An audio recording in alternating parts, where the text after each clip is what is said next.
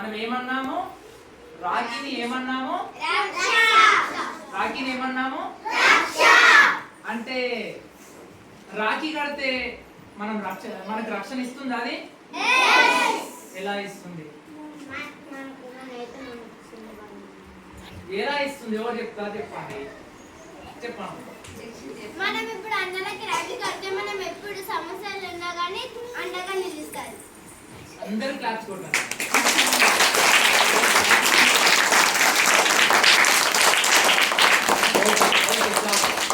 అంటే రాఖీ అంటే ఏంటంటే రక్ష. అందుకే దాన్ని మనం ఏమంటున్నాం? రక్షా బంధనము అంటున్నాం. అంటే రక్షని మన చేతికి కట్టుకోవడం అన్నట్టు. రక్షా బంధనము అంటే చేతికి రక్షని కట్టుకోవడం. మరి ఈ రక్ష ఎట్లిస్తుంది అని అంటే మనకి, నేను ఇప్పుడు మీకు సింపుల్గా చెప్పేస్తాను. రక్ష ఇది ఎవరు కడతారంటే కేవలం మన సాంప్రదాయమే చెప్తున్నాను ఇక్కడ. రక్షాబంధనం అనేది కేవలం అన్న చెల్లెలికి, కూతురు తండ్రికి, లేదంటే అక్క తమ్ముడికి అనేది కట్టడం అనేది ఇప్పుడు కనిపిస్తున్నటువంటి పరిపాటైనటువంటి విషయం. కానీ యాక్చువల్గా రక్షాబంధనం ఏంటి అంటే ఇది వరుసతో సంబంధం లేకుండా ఎవరికైనా కట్టచ్చు.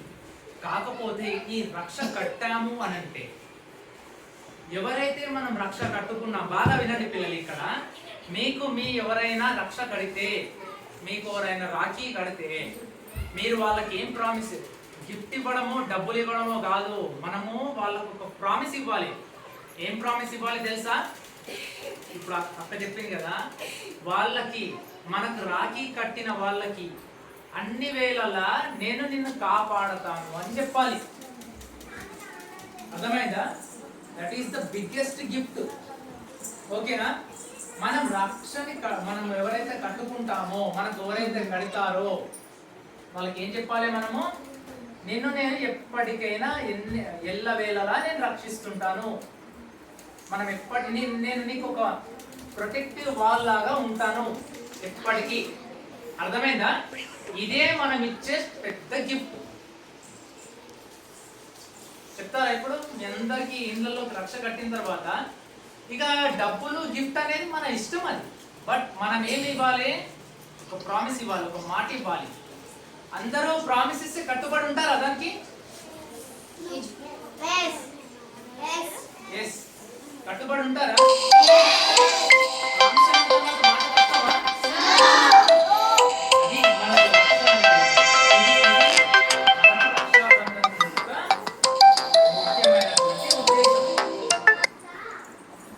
ఇక ఇట్లా కడితే, ఇట్లా రక్ష మనం ఒకరికొకరం కట్టుకున్నాక ఒకరికొకరం రక్ష ఉన్నాం అనుకోండి, అప్పుడు మనకు సమస్యలు వస్తాయా?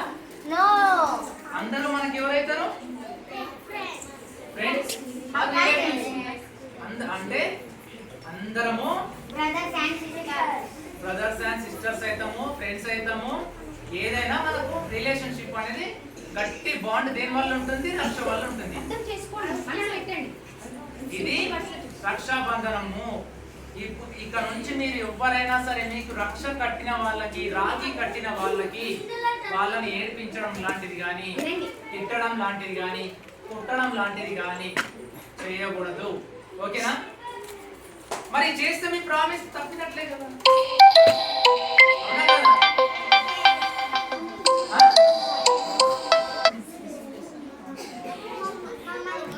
అర్థమైందా? ఎవరిని బాధ పెట్టకూడదు అంటున్నారు? అంకుల్ చెప్పండి. ఎవరిని బాధ పెట్టకూడదు, ఇబ్బంది కలిగించకూడదు అంటున్నారు?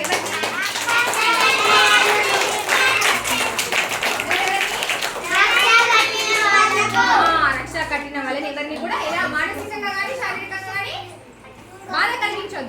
బాధ కలిగించొద్దు. ఇప్పుడు నేను ఈ రక్షాబంధనం అనేది మనకి ఎట్లా వచ్చిందని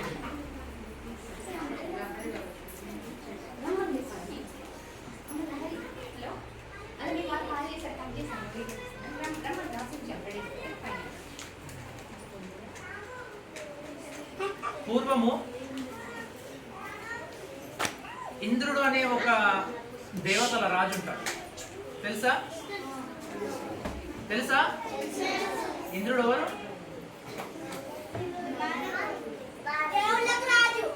దేవుళ్ళకి రాజు. ఎవరు చెప్పారు ఆ మాట? Very good. దేవుళ్ళకి రాజు.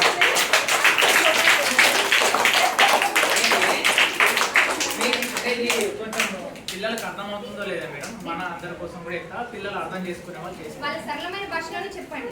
వాళ్ళకి మైండ్కి మనకు దేవతల రాజు ఇంద్రుడు అప్పటి కాలం లోపల రాక్షసుల మీద యుద్ధానికి వెళ్ళేటప్పుడు దేవతల రాజు యొక్క భార్య, ఆమె పేరు శచీదేవి. ఆ శచీదేవి ఆమె భగవంతుని దగ్గర పూజించినటువంటి రక్షణ తెచ్చి ఆమె ఇంద్రునికి కడుతుందండి. ఆ ఇంద్రునికి కట్టడం వల్ల ఏమైతుందంటే ఆ ఇంద్రుడు ఆ శచీదేవికి మాట ఇచ్చి దాంతో పాటు ఆ రక్ష అతనికి ఉండడం వల్ల యుద్ధంలో జయిస్తాడు. యుద్ధంలో జయించడం వల్ల అతను దేవతలకి, సమాజానికి, అందరికీ రక్షలాగా నిలుస్తాడు అతను. ఇది తెలుసుకున్నటువంటి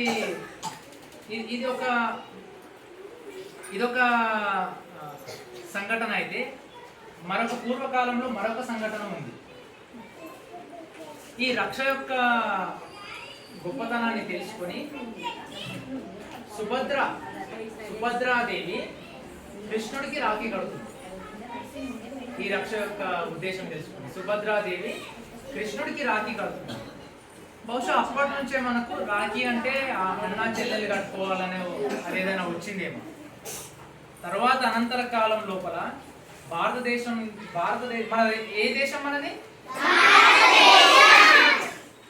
ఈ భారతదేశానికి బయట నుంచి విదేశీయుల దండయాత్రకు వచ్చినప్పుడు మీ లోపల ఎవరికైనా అలెగ్జాండర్ తెలుసా? తెలియదు. అలెగ్జాండర్ భారతదేశంలోకి ఎంట్రీ అయినప్పుడు అక్కడ ఆయన ఎంట్రీ అయిన తర్వాత ఒక స్థానిక రాజు ఉన్నాడు. ఆయన పేరు పురుషోత్తముడు.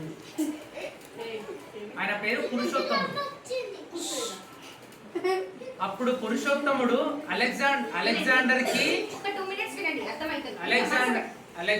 కి పురుషోత్తమునికి మధ్యలో యుద్ధం జరిగే సందర్భం వచ్చినప్పుడు పురుషోత్తముని యొక్క 16వ భార్య, ఆమె పేరు రుక్సాన, ఆమె వెళ్ళి ఏం చేస్తారంటే పురుషోత్తమునికి రక్ష కడుతుంది. రక్ష కట్టి ఒక వాగ్దానం మాట తీసుకుంటారు, ఒక ప్రామిస్ తీసుకుంటారు. ఏమనంటే యుద్ధం చేస్తాను కానీ నీ భర్తకు నేను ప్రాణాపాయం తలపెట్టను అని. ఇది ఒక చారిత్రక సంఘటన. సో మొత్తానికైతే ఏమర్థమైంది మీకు? రక్ష కడితే మనం రక్షగా ఉండాలి, అంతేనా? రాఖీ కడితే ఎవరికి రక్ష ఉండాలి?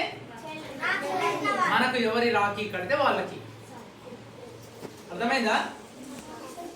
మరి మీరు ఎవరెవరికి రాఖీ కడతారు చెప్పండి ఇప్పుడు? ఒకరికే కడతారా?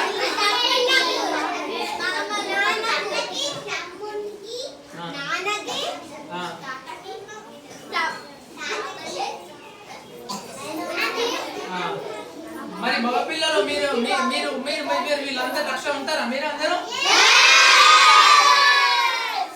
రాఖీ కడితే మనం వాళ్ళకు రక్ష ఉండాలి. నేను చెప్పింది కరెక్టేనా? ఉంటారా? తిట్టకూడదు, కొట్టకూడదు, తక్కువ చేసి మాట్లాడద్దు, చిన్న చూపు చూడదు. మరి మొక్కలకు కట్టారు కదా, మొక్కలకి ఏ రకంగా మీరు రక్షగా ఉండగలుగుతారు? What is your idea?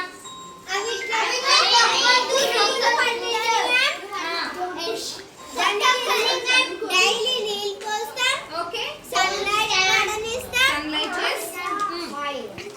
Daily watering. Do you cut the plants? Cut చేస్తారండి?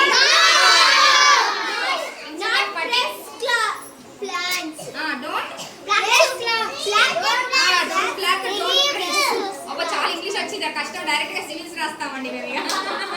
థ్యాంక్స్ చెప్పారా మరి అంకుల్ కి? Thank you so much. పండుగ అయిపోయిన తర్వాత స్కూల్లోకి కూడా మీరు కట్టిన రాఖీలు ఉంటాయి కదా, మీరు అందరూ కట్టుకోవాలి. అందరూ కలిసి మెలిసి కొట్టుకోవటారా? కొట్టుకోవాలి తెలుసా మీకు? కొట్టుకోవాలి తెలుసా? ఇగో ఇంతకు ముందు కూడా అంకుల్ దీపావళి సందర్భంలో, దీపావళి అండి అప్పుడు చెప్పాలనుకున్నారు. ఏదో సందర్భంలో అనుకున్నారు, అప్పుడు కొంచెం వీలు పడలేదు. మళ్ళీ ఏ సందర్భం ఉన్నా కూడా వస్తారు. ఓకేనా? ఈ రోజు సమయం అయిపోయింది కాబట్టి ఈ రోజు టైం లేదు కాబట్టి మళ్ళీ స్కూల్ మనకు ఈ రేపు ఎల్లుండి హాలిడే అయిపోయిన తర్వాత మనం అందరము అందరికీ రక్ష ఉండాలి.